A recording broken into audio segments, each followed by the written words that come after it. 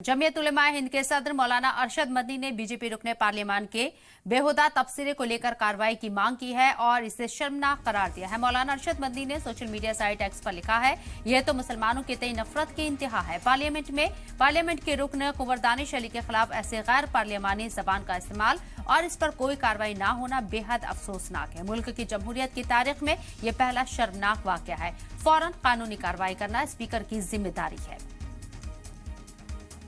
तो इस वक्त की बड़ी खबर आपको बता रही हैं, जमीयत की तरफ से ये एतराज जाहिर किया गया है और जिस तरीके से रमेश बिदुड़ी ने कुंवर दानिश अली को लेकर नासिब अल्फाज का इस्तेमाल किया पार्लियामेंट के अंदर, अब उसकी आवाज जमीयत उलेमा हिंद के सदर मौलाना अरशद मदनी ने भी उठाई है। पार्लियामेंट रुकने बीजेपी रुकने पार्लियामान को लेकर उन्होंने कहा है कि कार्रवाई की मांग वो करते हैं और इसे शर्मनाक उन्होंने करार दिया। मौलाना अरशद मदनी ने सोशल मीडिया साइट एक्स पर लिखा है कि ये तो मुसलमानों के तय इंतहा हो गई है नफरत की और पार्लियामेंट के रुकन कुंवर दानिश अली के खिलाफ ऐसी गैर पार्लियामानी जबान का इस्तेमाल और इस पर कोई कार्रवाई न होना बेहद अफसोसनाक है।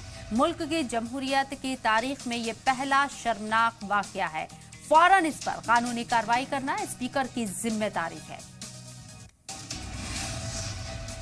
जमीयत उलेमा हिंद के सदर यहाँ मौलाना अरशद मदनी ने ये तबसरा किया है और स्पीकर से फौरन कार्रवाई का मुतालबा किया है।